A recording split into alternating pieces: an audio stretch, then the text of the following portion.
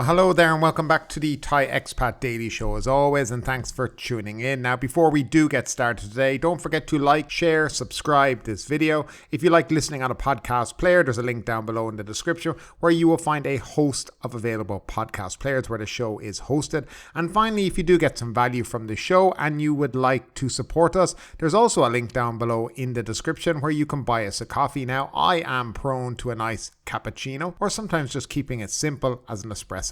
But all donations are always greatly appreciated. But let's jump into the top 5 stories of today. And the first story is kind of a follow-up on this whole haze and PM 2.5 issues that they have up in Chiang Mai and Chiang Rai. But nevertheless, Chiang Mai civic groups file a class action lawsuit against PM, NEB and the SEC. Representatives of the civic groups in Thailand's Chiang Mai province filed class action lawsuits with the Provincial Administrative Court today against Prime Minister Prayut Chan-o-cha, the National Environmental Board and the Securities Exchange Commissions for their alleged failure to enforce the laws to tackle PM 2.5 pollution, which has been threatening the livelihoods and health of the people in the northern provinces. Sumutitai Hatasan, director of the Centre for the Protection and Revival of Local Community Rights, said the Section 9 of the Enhancement of and Conservation of the National Environmental Quality Act gives full power to the Prime Minister to solve environmental problems, but he has never invoked this law. Dr. Rungsit Kanjanvanit, an oncology specialist at the Faculty of Medicine at Chiang Mai University, said that people in Chiang Mai have been living with PM 2.5 dust levels of over 50 microns for a long time and are at risk of suffering from epidermal growth factor receptor positive lung cancer, heart disease and stroke. We want to see changes in the government's policy and determination to protect the people in general instead of the industries, Dr. Rungsit said. Chatawan Tongdi Laret of Chiang Mai Breed Council said that people in the province have to live with the PM 2.5 pollution, which is getting worse every year, adding that the government must have both long and short-term measures to deal with the problems caused by forest and maize waste fires. The groups read a statement about the air pollution in northern provinces and the health impact it has, which they claim have affected more than 2 million people this year. The regulators said that the group have the duty, including extraterritorial obligations, to set rules and conditions regarding the filing of reports on encompassing information on a 56-1 report about supply chain concerning the sources of transboundary PM 2.5 pollution. Now, this is quite interesting. I think finally the people of Chiang Mai have had enough with this government and have decided to go after them in the pocket, which I think is pretty fair enough. It would be done in most countries if something like this happened, and I'm glad to see something like this is happening. It might finally get the government to get off their asses, but probably not, because this government will be gone very soon and we'll have a new government in. But I suppose they can probably still sue the old government because they are the ones who have practically ignored the problem since they took power in 2014. But it'll be interesting to see where this goes and what happens with it. It's quite unusual to see something like this happen here in Thailand, so I'm just wondering exactly how far it will go. But we'll keep an eye on it and we will bring it to you as we hear about it in the future. Now, moving along to an interesting story, and unpaid traffic fine means no road tax renewal, confirms the PLTO. Now, effective April 1 this year, annual road tax renewal is no longer available for drivers with unpaid traffic fines. The new rule is based on an agreement between the Department of Land Transportation and the Royal Thai Police and has already been enforced in Phuket and has been confirmed to local media by Acha Bunkan, Chief of the Phuket Land Transport Office, the provincial branch of the DLT. According to the new rules, people with outstanding traffic tickets are no longer able to pay their annual road tax and get a sticker confirming the payment, often referred to as a por roar bor. This in turn is punishable by a fine of up to 2,000 baht and deduction of 1 point according to the new points-based system of traffic fines. The new rule was enabled by a memorandum of understanding on sharing electronic data between the DNP and RTP to bolster law enforcement, signed in early February. The agreement also empowers the transport agency to accept traffic fine payments on behalf of the police. The memorandum was signed on February 8 by the DLT chief and the RTP Commissioner General Damon Sak. The move followed instructions by Prime Minister Prayut Chan-o-cha to boost road safety and implement measures to install more road discipline. Under the memorandum, the DLT and the PLTO in particular now require motorists to pay their outstanding fines before applying for annual tax payment. Two options are available for people with unpaid fines. Traffic police have coordinated with the PLTO about this. If the vehicle owner has an outstanding traffic ticket, which he or she is willing to pay, then the person can pay right at the PLTO without having to go to a police station. If the motorist denies the charge and wants to dispute it according to the law, then we will issue a temporary sticker. After that, the person has to go to the police, appeal in due manner, and receive a permanent sticker from us when the case has been resolved, Mr. Buchan explained to local media. As Royal Thai Police and DLT explained before, the new rules applies to only fines received after April 1st, 2023. The temporary stickers mentioned by Mr. Acha are valid for 30 days. After that, the driver will be fined for driving a vehicle with unpaid tax despite having done the actual payment. In connection with the new rule, the Royal Thai Police has issued a reminder on the 8 ways of paying traffic fines here in Thailand. Several online options not requiring visiting a police station are available. The full list is as follows. You can pay at the DLT, and that can be done nationwide. You can pay at any police station, at any post office, at any Krung Thai bank, at any PTM service point, pay using Krung Thai Bank ATM or at any Boon Term kiosk, pay online using the CabD or Krung Thai Next mobile application, or you can pay online at the ptm.police.co.th/e-ticket. Now, I thought this had been brought in years ago, but it seems like Phuket seems to be, as always, at the end of everything being done. It is very peculiar to think how it can be implemented in other provinces and it takes so long for it to be implemented than the likes of Phuket. I mean, the country seems so divided up with their own rules and regulations all over the place. I just don't get how it is. I'm really sure this had been brought in nearly before COVID. So I don't know what's going on here. But nevertheless, if you, after the 1st of April this year, if you've accrued any fines that you haven't paid, you won't be able to renew your road traffic tax for your car, which you need, obviously, to be able to drive legally here in Thailand. Anyway, moving along, airlines are defending their pricey plane tickets. In fairness, I was looking at the plane ticket prices from Bangkok to Phuket for the Songkran holiday, and they're actually not that bad, really. Airlines are defending their expensive tickets, saying the rates reflect a spike in operational costs due to surging fuel prices and several other factors. Now, the Nok Air chief executive, Wuttipon Jarangkul, said airlines are also facing a surge in prices of several items in the aviation supply chain following the pandemic. These include the price of jet fuel, which accounts for about 30% of overall operations due to the Russian-Ukraine war, as well as an increase in the price of spare parts and aircraft insurance, he said. Other major costs derive from a longer aircraft leasing contract of 3 to 4 more years. Despite a lower leasing rate, Mr. Wuttipon said an older fleet would normally require a high maintenance cost, which pushed up several operational costs. Last week, the issue of costly domestic airfares went viral as passengers complained on social media about high ticket prices, such as from Bangkok to Trang for 7,595 baht, compared to Singapore on the same date, which was 4,200 baht. Mr. Wuttipon said airfares during the high-demand holiday period would typically surge as most passengers would fly from Bangkok to other provinces, causing an imbalance in traffic and prompting airlines to adjust their prices to control costs. As the Transport Minister asked airlines for cooperation to maintain prices, he said the average airfare during the Songkran period and upcoming low season had already been revised down until they had become closer to the level seen in 2019. Now, a little interesting, normally a lot of airlines, basically it's done on their model is on demand. So the more demand there is for a ticket, the higher the price is going to be, and vice versa. So low demand and ticket price normally is a bit cheaper. It's the Civil Aviation Authority of Thailand have a level, which we covered in the last show, that the maximum that you can charge for a flight here in Thailand, a one-way flight, and it's based on Thai baht 2 kilometer. Now, I can't offhand remember what it was, but I think it was something like 9 Thai baht for like a low-cost carrier like Air Asia.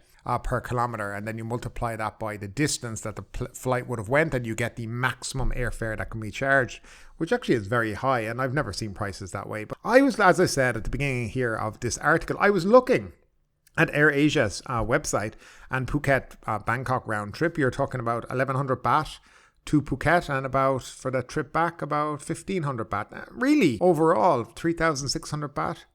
It's about €100, £100 around that, a little over $100. I mean, it's not terribly expensive, really. I mean, compared to, I'm thinking about the price of flights all year round, and I don't think it is really an issue. I'd love to know who's complaining about these prices, because to me, I understand, right, that the flight from Bangkok to Trang. But then again, at the end of the day, is Trang a place that people really want to go to? I don't know. It just the peculiarity of the pricing of flights here in Thailand, is a bit strange. It's hard to kind of comprehend how they do it. But nevertheless, for the major routes, I don't see any huge increases. I don't know if this is really a whole lot of nothing in this story, but that's kind of my opinion on it. I just don't see the huge increase that they're talking about. You'll always find one or two fares that are a little bit high, but at the end of the day, you either pay it if you want to go, or if you don't, well, you don't go, or you find another mode of transport. That's the way I see it anyway. But Phuket is expecting also big holiday boost with this Songkran coming up. Visitors to Phuket during the Songkran festival are expected to exceed those of 2019, with numbers 30% higher than before the pandemic,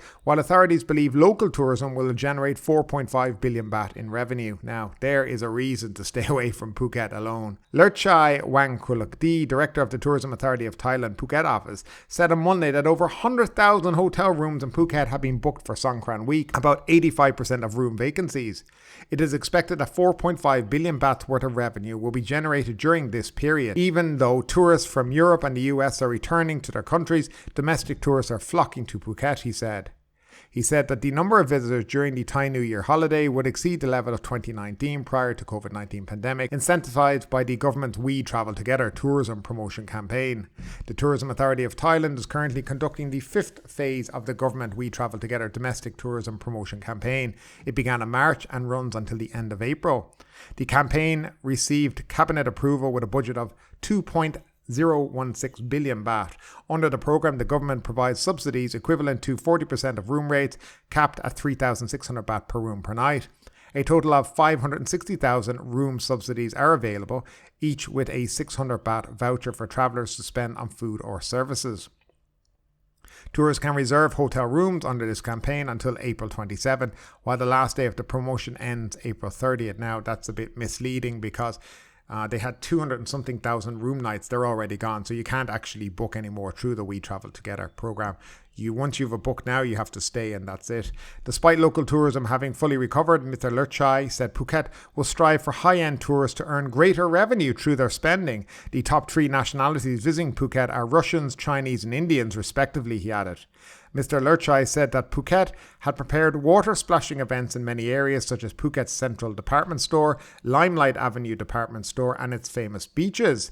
Meanwhile, in Phang, reports claim that the resort town has welcomed an overwhelming number of Thai and foreign tourists who have flocked to the Simian and Surin Islands.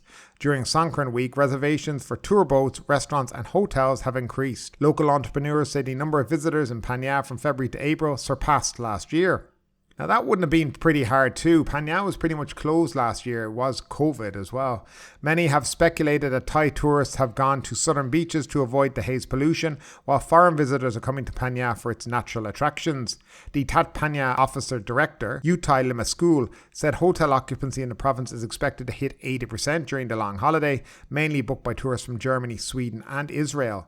Mr. Utip said visitors from Bangkok and Phuket will select Phang as their top destinations during Songkran. It is estimated that the average amount spent by a Thai tourist would be about 4,700 baht per day, while a foreign national would spend about 7,500 Thai baht per day.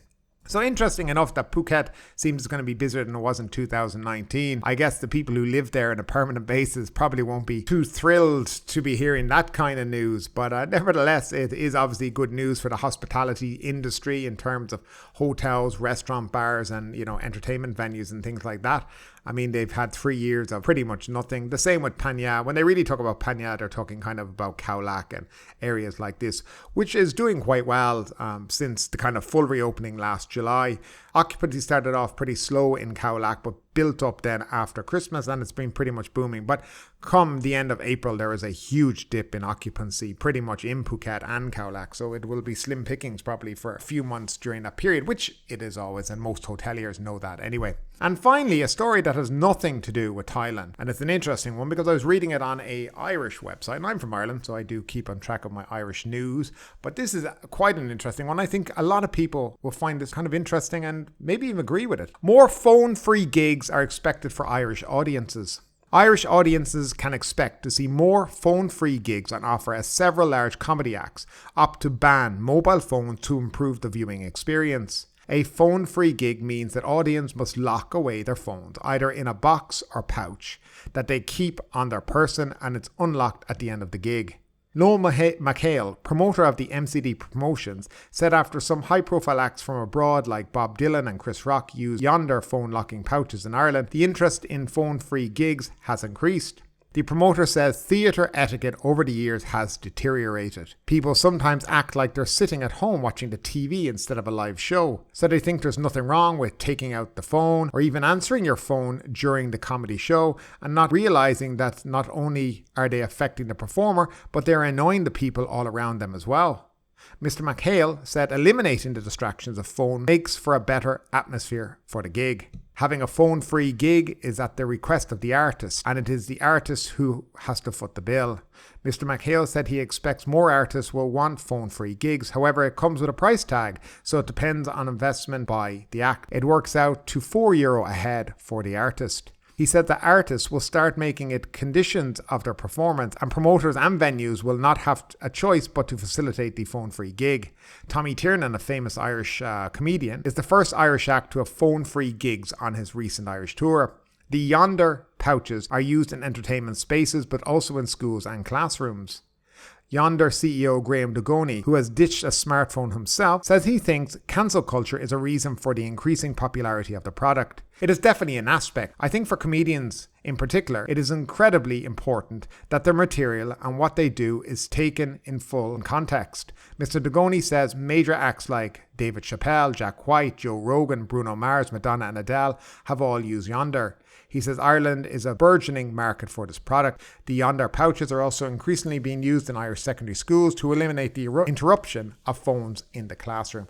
And I can very much sympathise with this. Actually, I was at a show recently. I went to Carnival Magic. It's a kind of a, I can't even describe it. It's a carnival show in Phuket. It's beside Phuket Fantasy. It's just a big theme park basically. But they have a show at the end, and the show actually is quite good. It's basically just a giant parade that keeps going on and on for an hour, but it's really well done. But before you go into there, you have to put your mobile phone into a locker. No mobile phones are allowed in the theatre. And to be honest with you, I kind of agreed with this, because after going in, I realised that if I was there, I probably would have been pulling my mobile out, having a quick look at it. Did I miss a message? Did I miss a call? And at the end of the day, it's only an hour. And if you can't be without your phone for only an hour without having to look at it, I think there's something wrong with you maybe, you know? I think too many people have become too connected to their phones, even addicted to their phones. And I do think this is a great idea, that you can go to a concert, that you can go to a gig, that you can go to a comedy show, and you know that there's going to be no mobile phones allowed in the theatre, and that people have to go in and actually watch what's going on. I remember a few years ago, before COVID, I also went to a concert in Bangkok, and it was at the Regimentala Stadium. Beautiful place. But halfway through the show, I realised, and I looked around me, that nobody was actually watching the show. They weren't taking it in. They were sitting there all on their mobiles, pointing it at the stage, looking to see how they were recording it. Were they getting the good shots in? Was the sound excellent? You know, were the lights good? But nobody was taking in the actual show that they were going to see. Of course, later that night, they'll be posting it on Facebook and Instagram, going, oh, I was at this concert, it was so amazing. But was it amazing? Did you actually enjoy it? Did you listen to it? Too many people now are obsessed with taking videos and not actually enjoying the gig or the natural area that you've gone to, and try to take it in yourself through those eyes that you have and your senses. They're all too quick to pull out the phone, take a pic and go, I was there, even though you never were. And I think this is a great idea, and I'd love to see this being developed all around the world, where you go into a gig, you go into a concert, and you can't take your mobile phone in there anymore. And I'd love to know what you think about this and any of the stories that we covered today. Do you agree? Do you disagree? I'd love to know your thoughts, comments, suggestions, all down below in that comment section. And that's it for today, guys. Once again, thank you for tuning in. As always, it's greatly appreciated. Stay safe out there and have a great day.